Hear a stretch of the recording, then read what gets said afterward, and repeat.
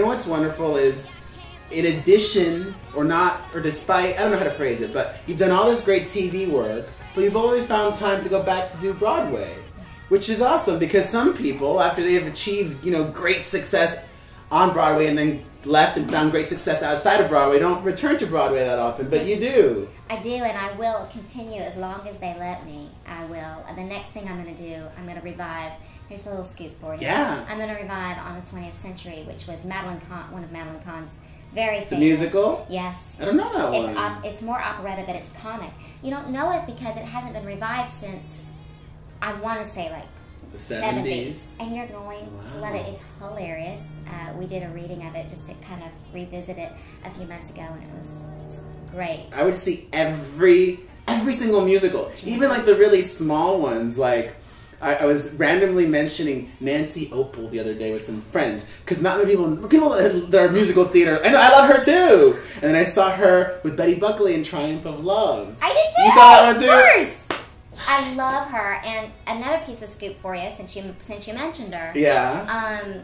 Nancy or Betty? I love Betty too, but Nancy. Yeah. I just did a reading, and it's a little work. It needs some work, but we're working on it.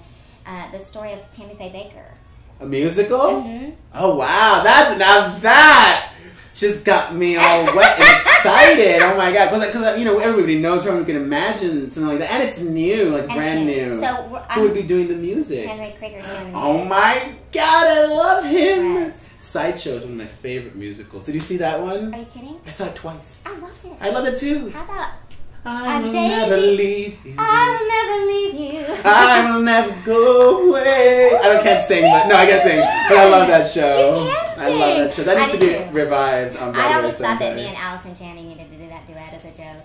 I mean, that's funny. I mean, yeah, you know. That's funny.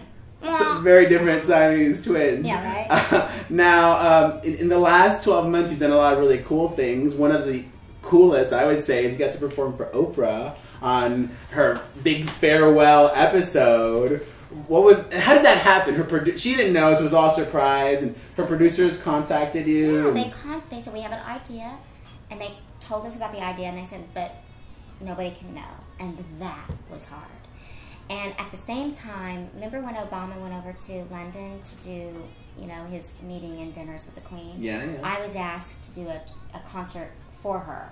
For Oprah, for the or Queen. the Queen. Oh. So at that same week, I did the Queen here in the United States, Oprah, and the Queen over there. Wow. Cray. I'm still like, did that happen? And someone showed the video. They were doing the behind the scenes. Oh yeah, I love that show. Oh, it's so good, right? It's so good, especially because what I applaud is on the behind the scenes. We're dishing like old friends. On the behind the scenes, I feel like Oprah really is letting you see the real her. She's no joke. No, and I love it. Like you see her boozing. I'm like, Oprah likes a good. Give me a Moscow Mule. I want to drink it up.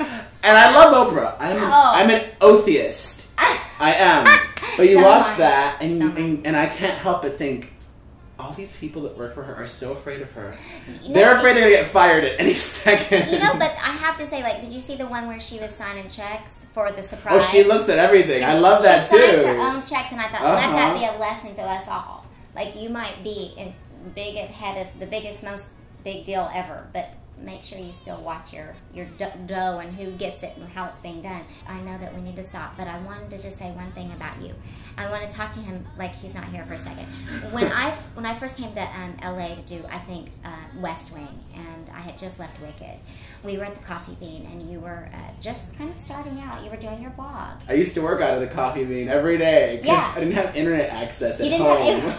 So I would go in and sit there. Remember those days? Oh, yeah. And he's sitting in the corner, and every day I would go in. You would come in, yeah, and all the time. And I would see and Diane Warren would be there, too. There'd be She the lives at regulars. The regulars. Yes. So you're sitting in the corner, and you're doing your thing, and my dog, Madeline Chenoweth, was outside, and she was barking. She's this big.